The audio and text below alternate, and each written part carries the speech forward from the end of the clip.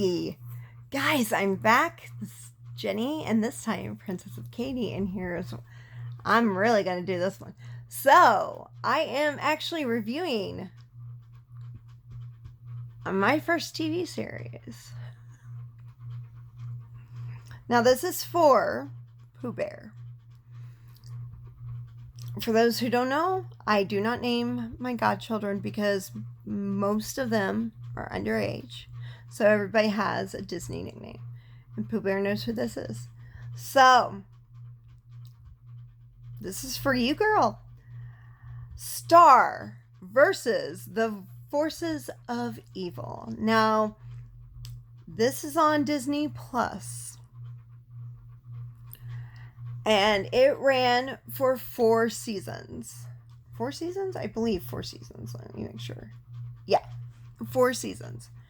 Now, right now, I've only done season 1. Well, I reviewed because I'd seen it a long time ago. So, I rewatched season 1 and I'm almost through season 2. So, this is going to be more about season 1 right now. Just so you know, this is not the typical Disney cartoon. It's just not. So, a while back, a TV series came out, Phineas and Ferb. And Phineas and Ferb kind of opened it up. Because it was like, how is this on Disney? Even though it was still really wholesome, there were just moments where you're like, okay, that was really weird. How's that on Disney? Well, if you're watching this, you're just going to go, what? Because this does feel like a comedy or a Cartoon Network kind of show. It is very odd. It is an odd duck. I mean, Star is a princess who has to fight evil forces, and she has powers with her wand, and she's now living in the human world. She has to fight all these monsters. And one of her best friends is, oh gosh, let me, oh yeah, her name is Star Butterfly, by the way. I'm not going to actually give you, and yes, I'm looking. Of course he's in this, but I'm actually not going to give you any names because a lot of these people are just voice actors whom I adore, and I love voice work, and I love doing it myself. But you may not know who that is, but maybe it'll make you want to look it up. You should, because these people are amazing. They're acting with just their voice. They have passion with just their voice. It's so hard to do. Love it very, very much, but it's not an easy thing to do. Okay. Ponyhead. That's what I was trying to find her name. So, one of Star's best friends, besides who she's living with, which is Marco, one of her best friends is called Ponyhead. And she's also a princess, but she's a unicorn floating head.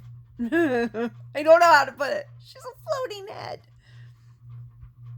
Yeah, I told you. Weird.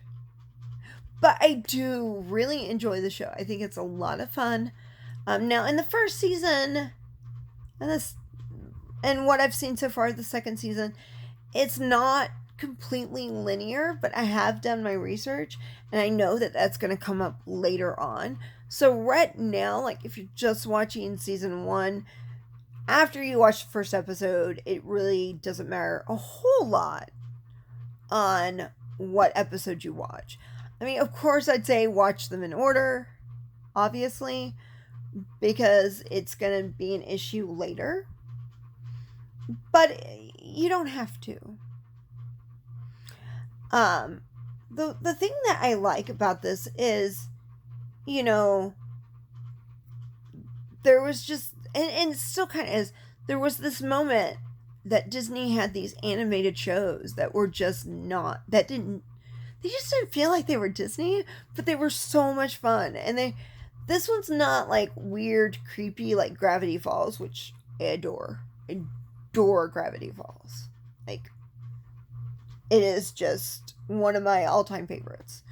But I do love this one so much.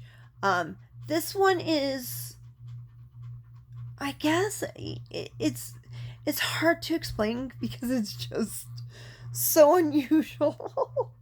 like I can look at Gravity Falls and tell you, like, okay, if you liked Twin Peaks, if you liked this, if you like this, if you like X-Files, this is Twin Peaks and X-Files for children. This, well, and there are moments where I don't think that show's for children either. And because I do love Disney so much, and I have for, I mean, ever, guys, forever. You know, I always make the joke that they own me, but they don't. Wish, yeah, whatever. But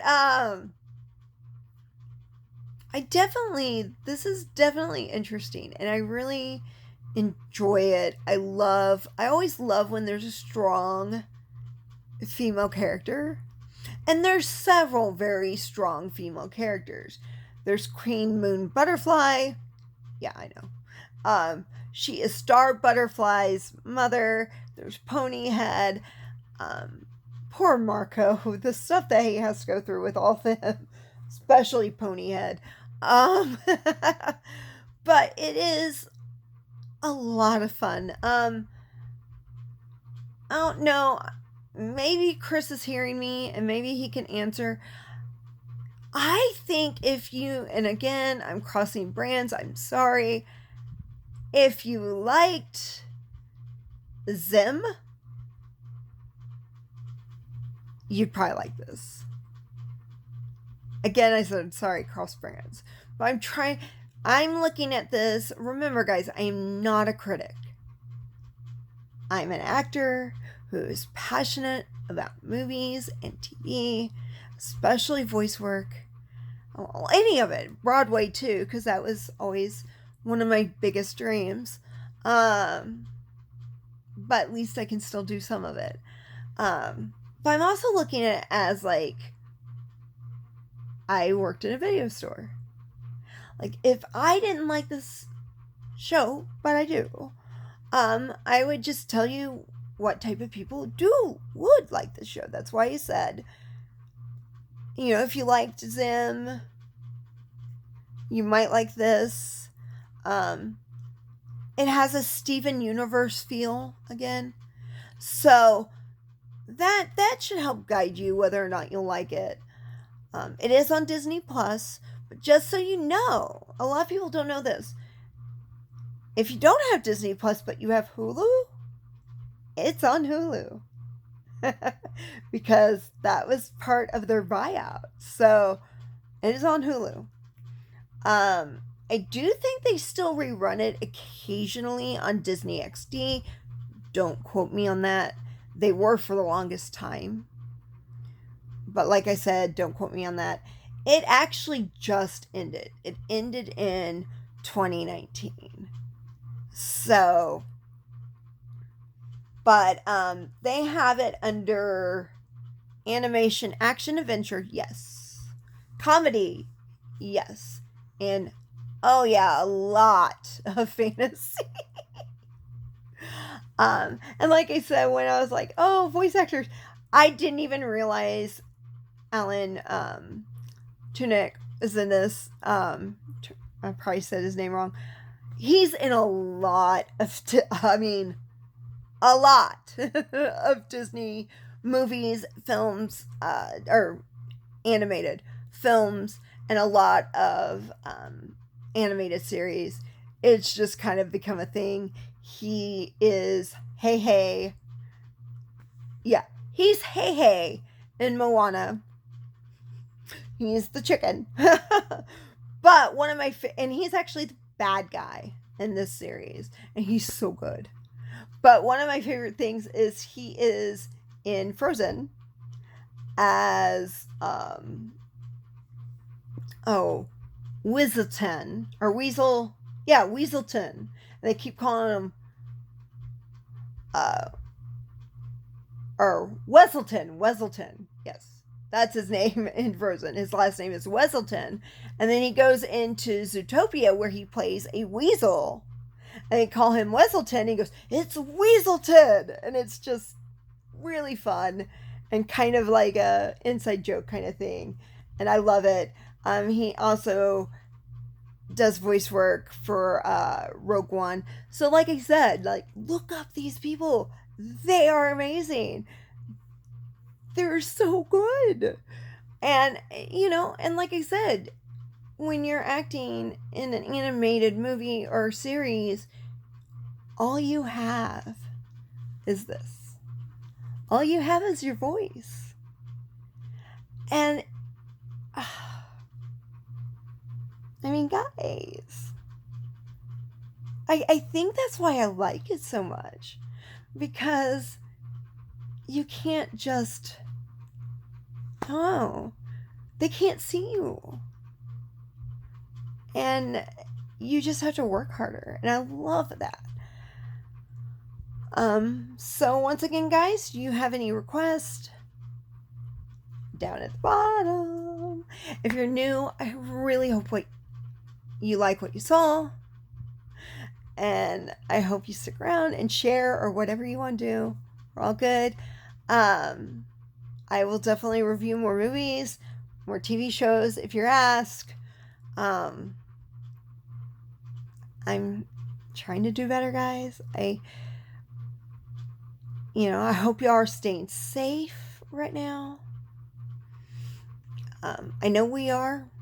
I honestly don't leave the house unless I absolutely have to. But that's a whole nother reason. And if you watch some other videos, you'll know why. If you want me to go into more detail, I always will. I'm an open book about anything. So ask it. Just remember to be kind to one another. Just because I might not like something doesn't mean that you shouldn't like it. Or just because I like something doesn't mean you should like it. This is just my opinion. And I will see y'all later. And guys, stay enchanted.